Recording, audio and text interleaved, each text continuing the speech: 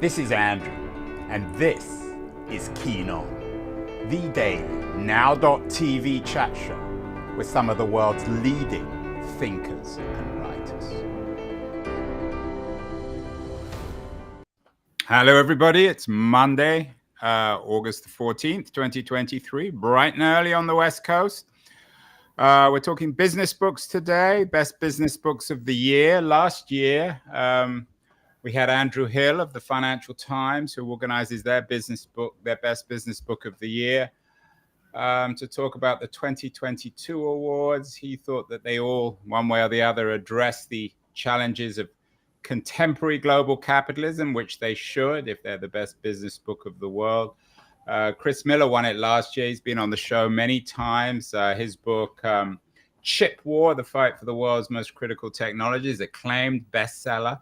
We've had other FT winners on the show in the past. In 2020, we had Sarah Fryer, whose book, No Filter, The Inside Story of Instagram, won their award for that year. And we're back again for the 2023 awards. Over the weekend, the FT came out with their long list of best books of the year. And I'm thrilled that Andrew Hill is joining us again from a wet London at the Financial Times offices. Andrew, as I said last time, we talked about the sign of our Financial Times, how your 2022 best books address the challenges of contemporary global capitalism. Does that kind of go without saying for this kind of award? Can you write a good book and on business and not address global capitalism? Well, I guess indirectly, you can write a book about an individual part of global capitalism that might not be addressing the fate of the entire system. I mean, Sarah Fryer's book that you mentioned back in 2020, the winner there, No Filter, that was a book about a specific element of, Instagram and Facebook that perhaps shed some light about on one part of global capitalism.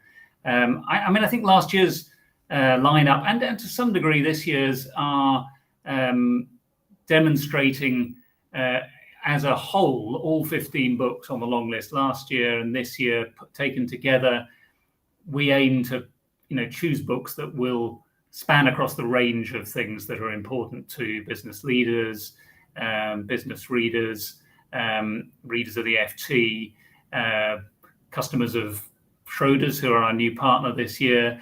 That's the kind of objective of the prize. But some of the individual books, you could say, aren't necessarily trying to eat the entire elephant of global capitalism. When I was growing up, everyone talked about the FT as the pink paper. I'm sure you still do, although back then in the 70s and 80s, it wasn't known as the pink paper because it was on the left. Today, it's certainly one of the more classically liberal newspapers in a dramatically changing political landscape.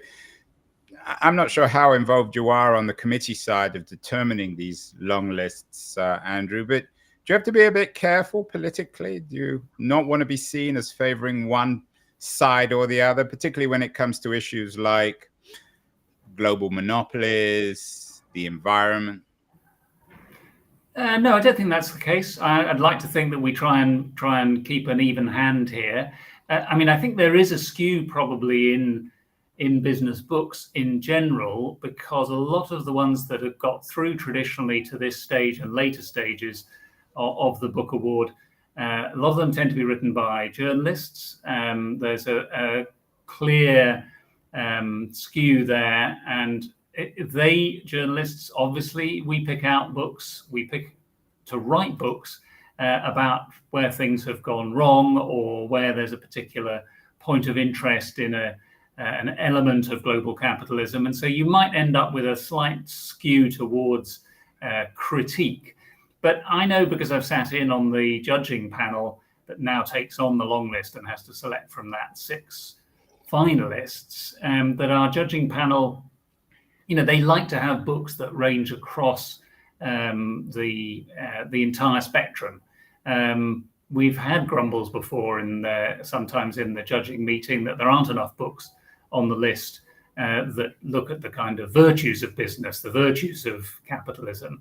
But the honest truth is that there's a lot of books that get entered which have a subtitle along the lines of, how X brought down US capitalism, how the economy is going to be destroyed by this next technological development. So I'd say, I haven't done the maths, there's probably a slightly negative skew to the books that get entered, and possibly the books that get written. But I think we try the best we can to filter out on an even-handed basis and pick the best books, the most compelling and enjoyable books, whatever their political slant. Yeah, I think for better or worse, you are very even-handed. You're about as even-handed as they get.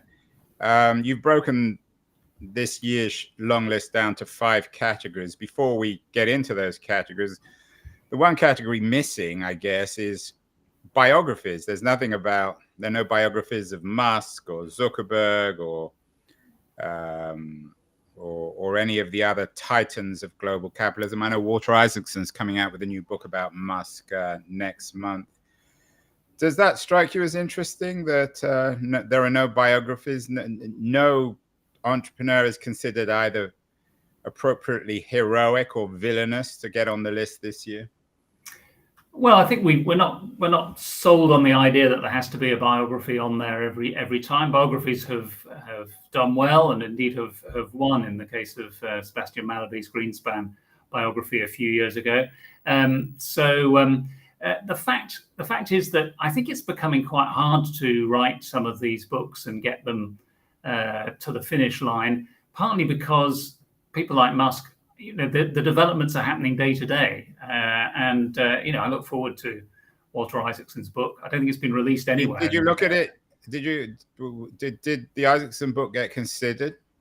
I can't really comment on the books that weren't considered. Andrew, that's a yes. Well, anyway, let's move on. Your first category is technology and jobs, which of course is a very Muskian subject. Tell us about this particular category, which books are included, and why you think it's such an important category. I mean, that almost goes without saying, really.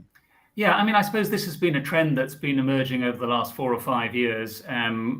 We had Martin Ford's book, Rise of the Robots, that won a few years ago. Yeah, he's been on the show. Yeah, and in a way, that was a sort of precursor of waves of books that were that have been entered and that have got through to this phase and beyond. Shoshana Zuboff's book from a couple of years ago, I'm sure she's been on. Did she win? Did the Zuboff book win? No, it was shortlisted. Didn't win, but shortlisted. I think this year we've got essentially, well, one thing that occurred to me, I'm a bit of a historian, I like to look back at lessons from the past, is that there are 2 or 3 books on this list, all of which mention the Luddites. And this is what these books are sort of about, really, the threat of technology. How do you make the most of the opportunity that AI in particular presents, and automation, and what can we learn from the way in which this has happened in the past? So we've got Power and Progress, which is Darren Echemoglu's latest with Simon Johnson. Yeah, these are heavyweight couple of MIT economists, are they? Yeah, but looking back at really how the rapid advances of technology, what the socio-economic consequences have been over the centuries. As I joked with you at the beginning before we went live, if I had to bet on one book getting on the shortlist, this is it.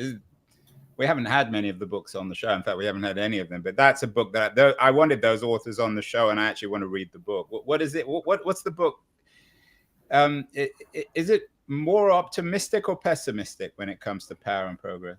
That's interesting. I mean, I think all these books, to some extent, the broad books, this one and The Coming Wave, which is by the Mustafa Suleyman with Michael Bhaskar, co-founder of DeepMind. These are books that try and sort of strike a balance. And to some extent, they both these books say, this is a huge challenge. It needs to be carefully managed. And it's going to be difficult to make a path through that allows us to get the full benefits. Power and Progress is about technology above all, and how you balance that with prosperity, as its subtitle says the coming wave brings in generative AI. It also talks about synthetic biology, quantum computing, and the critical line in the coming wave is that the continuing wave of change must be contained. But it also talks about how difficult it is to pursue a sort of containment policy for these fast developing technologies. So you say optimistic or pessimistic. I think there's a part in the coming wave where Suleiman says that he wanted to start off by writing an optimistic book. In the end, he's written much more of a warning, if you like. That's at least how I read it. Then we've got a couple of others in this category. Brian Merchant's book, Blood in the Machine, is actually explicitly about the Luddites. He's taken the pretty in-depth history of those who were involved in the machine-breaking uprising against the early industrial revolution's entrepreneurs. And he has pushed that all the way to a parallel with companies like Uber and Amazon and what they are doing and how workers are going to be affected. Yeah, Brian's been on the show. When he was on the show, I think it was a couple of years ago, he was in the process of writing this book. We definitely have to get him back. Sounds like a fascinating book. And I was like like you, I think most of us educated in England like a little bit of history in our books. Yes, and I think that's we'd like to have a history in the lineup, because I think if it's done well, you can draw some interesting parallels there. And then two more which are fall into this sort of broad category. One is Kashmir Hill's book, Your Face Belongs to Us. She's the New York Times reporter who broke the story about Clearview AI. Yeah, she's pretty prolific. She's really been focusing for years on the surveillance economy. She's a very good journalist. And this is an outright warning, I would say, in the way in which Clearview AI managed to develop an app claiming to identify anyone based on a picture of their face, and how that has been rolled out. I think that sort of fulfills some of the warnings that are contained in Suleiman's book. And then another, which is a personal favorite of mine, Zeynep Ton's book, The Case for Good Jobs, which not explicitly about technology, but it does examine the alternative approach to dealing with improving the jobs that we do, not by racing to the bottom with short-term contracts and uncertainty and low pay, but rather by reversing that and making these bad jobs better. She started, Zeynep Ton, she's from MIT, working mainly with sort of retail companies, looking at how the ones that were successful in creating better paid jobs with more initiative given to workers. And this book extends that work with some evidence from the likes of Walmart and others about how they've managed to improve jobs. So it's, I think, a very relevant... Yeah, that sounds like a very interesting book. I have to admit, just the thesis strikes me as being unrealistic, but what do I know? We've done lots of shows on Walmart. Now, I guess Walmart's an interesting case. So that's tech and jobs, which I guess is probably the most... The deepest category. You've got 5 in that, so of 15. All of those books sound fascinating. I hope we're going to get all of them, actually, all the authors on the show. And then the second category, Andrew, is the future of money. Again, a perennial subject. Yeah, I should say that these are categories that were sort of applied after the fact. I mean, in the way the process works is we put these books, we put out a request to FT reviewers, some 60 colleagues, to recommend books that they've seen or think are coming up. We go through a process of then parceling out the entries that we get to another 10 colleagues, and this is what emerges. And then, out of that, the 15 are selected. So yeah, future of money. Well, I mean, in a way, one of the subcategories of the Book of the Year award is that the book should stand the test of time. Now, this is one, it's almost impossible to judge that. And particularly, I think, in this case of looking at crypto and related future of money questions. But we picked 2 here. One of them is explicitly about crypto and very skeptical. I think crypto lovers will hate us for this, which is Easy Money by Ben McKenzie. So he's the OC actor who turned his kind of lockdown layoff into an obsession with crypto. And he's written with Jacob Silverman, a journalist, a sort of deep dive into crypto and how, in his painting of it, it turns out to be unfounded hype. It's one of several books. Being very polite, Andrew. Some of us might just simply say a scam. Yeah, he calls it a golden age of fraud in his subtitle. So he's pretty much in that. And an age where, at least on the West Coast, we're all obsessed with the trial of Sam Bankman-Fried. Yes. There's a lot of headlines reiterating, I think, what argument he's making. Yeah, I mean, it's a fun book. I think a great general read on the topic, which I think a lot of crypto books can get quite deep into this and sometimes lose the general read. In terms of your FT book of the year, does a book like Easy Money, might it be in danger of being seen as too populist, too mainstream, not enough hardcore business in it? Well, one of the things I've enjoyed about helping to coordinate the prize since we launched it in 2005 is that we've got no real, we are always mixing apples and pears, apples and oranges. So you're going to have some real heavyweight economics books sometimes up against what you might categorize as lighter weight books. And the big breakthrough that was made when we were putting the prize together, which a colleague of mine came up with, was not just to have the most compelling books, which might be heavyweights, but also the most enjoyable ones. So often if there's not exactly a tiebreaker, but a discussion in the among the judges, and I'm asked for my view because I don't sit on the final judging panel, often I just point them back, was this enjoyable? If it was unputdownable and you really enjoyed it, then it probably wins out over something heavier and worthier. Not always the case. Thomas Piketty won. Not everyone finds that. Yeah, everyone claims to have read Piketty. I don't think anybody really has. That one would certainly be one of my favorites. If I haven't read it, but it sounds like a lot of fun. Yeah, and then also tokens in this category. Tell me about tokens. That sounds like an interesting one too. Yeah, so this was one that I don't think it had much buzz around it. Rachel O'Dwyer is an Irish academic working in a sort of intersection of digital platforms and culture. And her book, it does mention Bitcoin. It's not explicitly about crypto. It's actually about everything that is not money.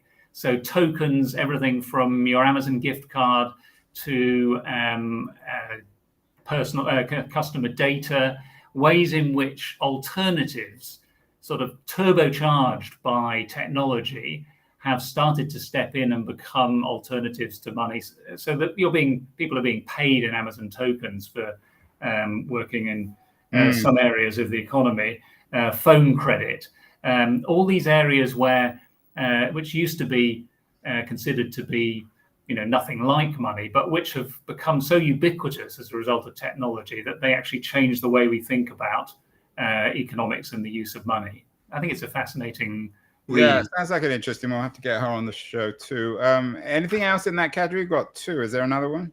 Those are the two. I mean, there's obviously some overlap with the books we mentioned in the first category on technology, but those are the two in that.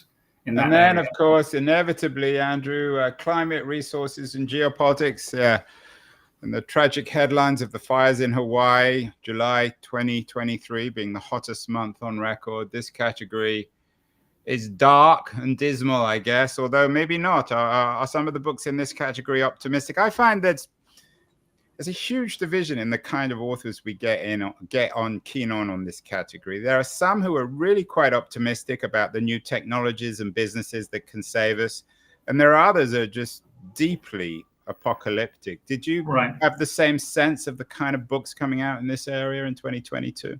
Yeah, I think. I mean, you can't ignore the climate resources category. There's only one book explicitly about climate here, and that's 5 Times Faster, which is Simon Sharp's book. He's a former UK civil servant who worked in this area, and this is really a sort of pragmatic look at ways in which 3 groups of people, scientists, diplomats, economists, can try and sort out the climate crisis. The 5 times faster is about the need to decarbonize the world economy 5 times faster this decade than in the past 2 decades in order to meet any of the global warming targets. So it's a pragmatic book.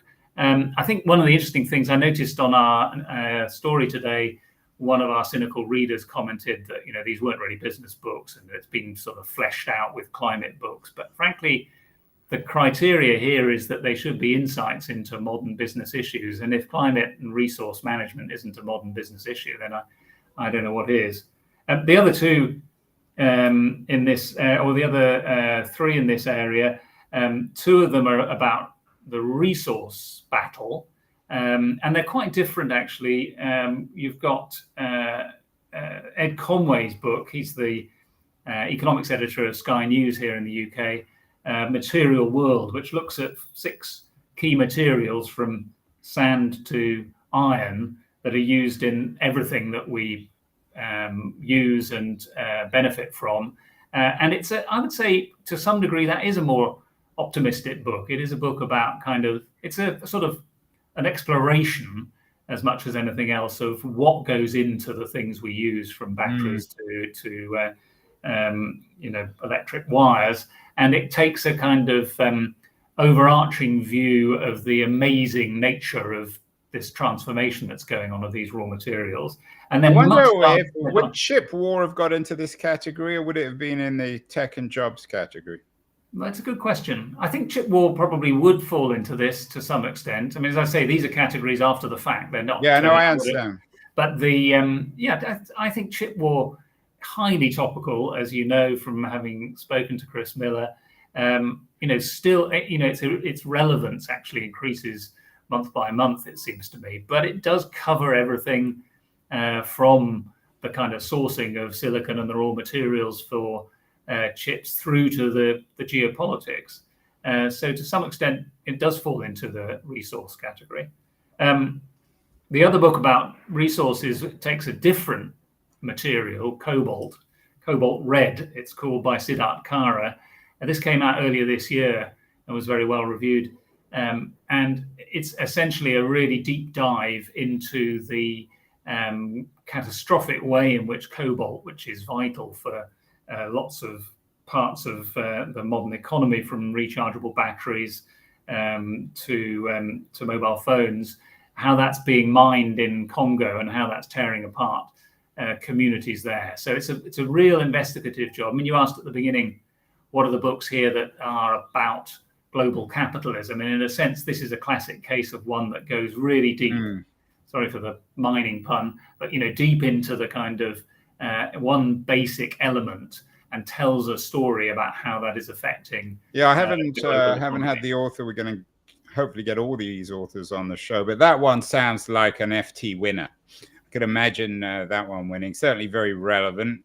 Yeah. And then we've got because it wouldn't probably be a global book award if it didn't have something about China there. Clearly, China pops up throughout this, but Bethany Allen, who I think is Taiwan-based, has written this really critical book, Beijing Rules, about China and how it's pursuing its quest for global influence across everything from sort of trade policy, which we know about, to indirect influence on what Western brands are doing, what individual Congress people are doing. There's a great tale that weaves through it of how a sort of honeypot trap was laid for some US politicians, investment in technology. It's a book which is essentially a warning. I don't think it's going to get a Chinese translation, let's put it that way, or at least only a very bowdlerized one if it ever makes it into mainland China. Well, it'll be up to Bethany to accept whether that bowdlerized one goes out. Is the FT, does it have a large readership in China? I know you're now Japanese owned.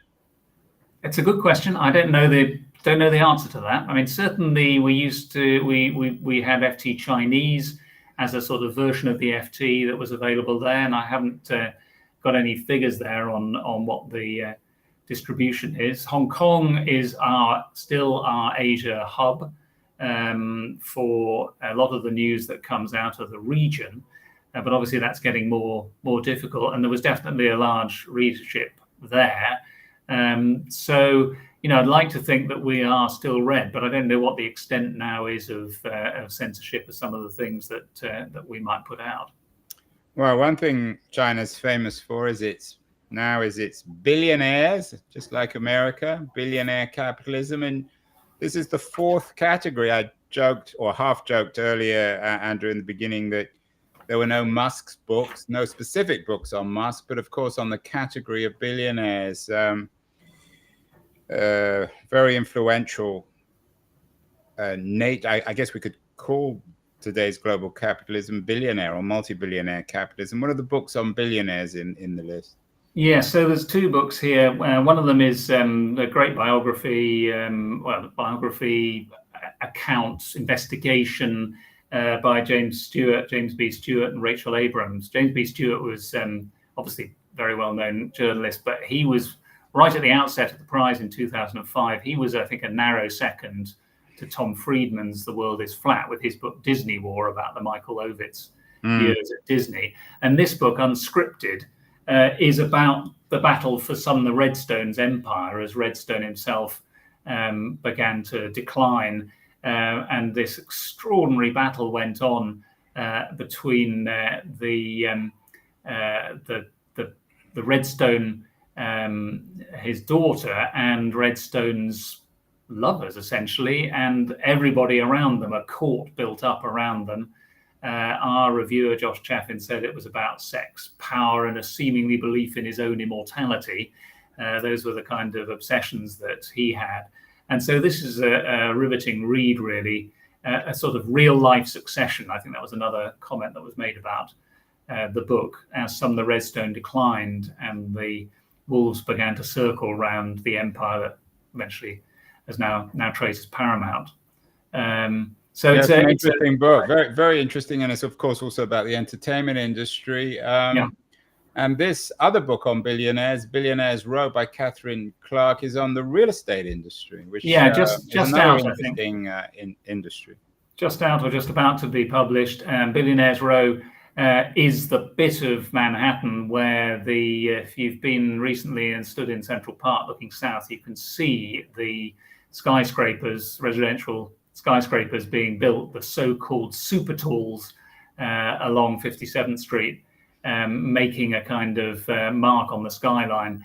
And this is about the race to build, everything that the individual real estate impresarios had to go through in order to try and sling up these huge buildings. And so through that's a sort of lens through which Catherine Clark looks at the kind of billionaire culture that actually fuels this kind of extraordinary, hyped up and engineering feat, actually. So there's a sort of there's an interesting kind of combination here of the billionaire culture, the real estate culture, both of which have overlapped for years, of course, and a bit of history there about Manhattan, plus the kind of the very engineering feat that put these things into the sky. And I hope not too much about Donald Trump in Billionaires Row. Already too many books about him. Yeah, not too much. I think this is about the new real estate. The real real estate developers, not the fake ones like Trump. And finally, this is the most, I guess, business school category. I have to admit, it's not my favorite category, Andrew. How to fail better. It's always been one of the cliches in Silicon Valley that you need to fail, and of course, it's only successful people who fetishize failure. How did this one creep in this category? Well, I think this was again. These two books are. I mean, I've thrown that sort of broad category around them, but in fact, the first book, How Big Things Get Done, by Bent Flewsbury and Dan Gardner, it's not. I mean, I like to think of the kind of chat with the publishers, because traditionally in publishing, if you put failure in the title of a book, then the book itself fails. I think I remember Jim Collins telling me that about his book, How the Mighty Fail. Which is one of his favorites, but didn't do as well as some of the others. So, I think one of the interesting things here, though, and what makes this a great read for me is that this is essentially about how big projects almost invariably go wrong. They go over budget, they go over time, whether they're bridges or tunnels or skyscrapers or Olympic Games. Ben Floothbury is an academic who's the kind of world expert on mega projects and trying to make them work better. And he and Dan Gardner draw a nice kind of parallel between some of these huge projects and the more humdrum things that you and I might do in kind of remodeling. Do they get quite historical on this? I wonder whether big things fell more in the 2020s than they did in the 1920s. Well, we certainly don't seem to be getting it kind of project. We don't seem to be getting any better at it. Certainly, that's a message. And virtually the whole of the sort of mega project world is condemned by Floothbury, and then by coincidence. Well, on that one, it's a really interesting thesis. I was in New York over the weekend and going through Penn Station. I mean, they're talking about this being tens of billions of dollar project, and that will be a big thing that will fail, that will go over by 50%, and everyone will complain about it when it's done. Yeah, I mean, Floothbury uses the example of the Sydney Opera House and asks people in his lectures who's the architect of the Sydney Opera House, and very few people can know, and the reason is because it was a failure. That architect was essentially condemned to the outer darkness of architecture and never made his name on any other project. So there are interesting consequences that he talks about in this book. And then, as I say, by coincidence, we selected another book that happens to be about failure. This is Amy Edmondson from Harvard, Right Kind of Wrong, her new book that comes out next month, I think. She's best known for being a proponent and a researcher of the concept, the concept of psychological safety. And there's an element of that in this book, but this is really a book about, how to fail better. What are the ways in which failure can be encouraged in order to, this is the kind of entrepreneurial aspect that you mentioned earlier, in order to improve the risks that we take, make sure we take smarter risks, as I think is the way she puts it. She has a colleague, of course, who's been exposed, a woman, I can't remember her name, an expert at Harvard Business School, or maybe the Kennedy School, on honesty, and she's been revealed as a fraud. I wonder whether there'll be a book in the future about dishonest business school academics. Maybe it will be called How Big Things Fail, or How Big People Fail. Well, there's certainly an interesting book to be written about the current crisis in behavioral science. So do any of these, I mean, I'm obviously not going to waste my time, Andrew, asking you who you think is going to win. My guess, for what it's worth, is Power and Progress will get into the shortlist, which will be, I know you're announcing the shortlist next month at about this time, 21st of September.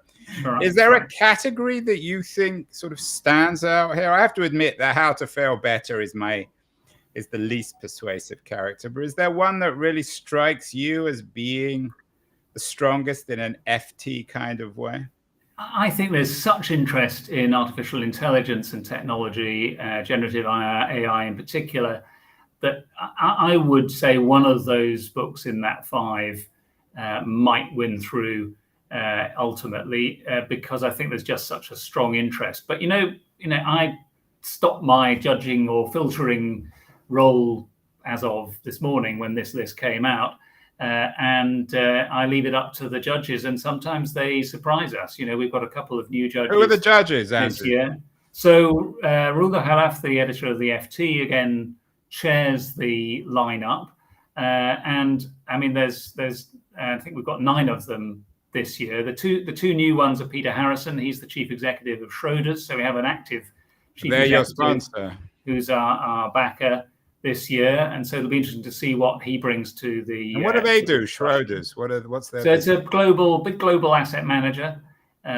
So they bring a kind of he'll bring a global perspective to this, London based, and then the award this year is also backed by our parent company, Nikkei. And so Daisuke Arakawa, the managing director for global business, is also on the lineup of judges. And then we've got some repeat judges, Shruti Vadera, who chairs Prudential, the UK Prudential PLC. Randy Krosner, who used to be on the Federal Reserve board, now at Chicago's Booth School. James Kondo, who's the chairman of International House of Japan, former McKinsey consultant. Herminia Ibarra, who's organizational behavior professor, leadership professor at London Business School. Mitchell Baker, chief executive of Mozilla. Yeah, she's been on the show, and actually Ibarra, I think, has been on the show too. So right, and Mimi Alamaya, who is the former Mastercard kind of development executive. She brings up the total to 9. That's a good, diverse international panel. So who knows what they will be interested in this year, but I think we've given them a good range to look at. Well, we'll have to see. Your sponsor is Schroeder. Our sponsor on Keen On, our new sponsor, is Liberties, a quarterly journal of culture and politics, published out of Washington, D.C. They're not going to win the Business Book of the Year, but I think they'll win the quarterly award of the year if there is one. Andrew, we'll have to have you back to talk about the shortlist. We're going to try and get a lot of these authors on before you announce the shortlist in September, but we will certainly see you before the end of the year. And have any of the London bookmakers opened odds on any of this stuff, Andrew? No, I haven't seen any betting yet. Normally, if they're going to do it at all, they wait until we've got 6 on the Isn't your shortlist. family business? William Hill, wasn't your father? No relation, nor a relation to Kashmir Hill, who's the author of the. Right. Well, if any of the Hills are watching, the William Hill people, I'm betting on Power and Progress, but I always lose on everything. So we'll have to see. But we'll see you again probably next month, Andrew, but certainly by the end of the year. Yeah, congratulations on the list. In all seriousness, it's a wonderful list, and it's a wonderful prize and project. So we'll talk to you again before the end of the year. Thank you so much. Thanks, Andrew. Great to be on.